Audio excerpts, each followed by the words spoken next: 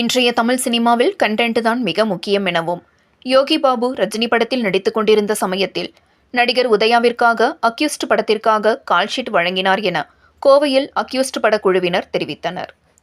பிரபு ஸ்ரீனிவாஸ் இயக்கத்தில் உருவாகியுள்ள அக்யூஸ்ட் திரைப்படத்தில் உதயா, அஜ்மல், யோகி பாபு, ஜான்விகா, பிரபாகர், டேனி, சுபத்ரா உள்ளிட்ட பலர் நடித்துள்ளனர்.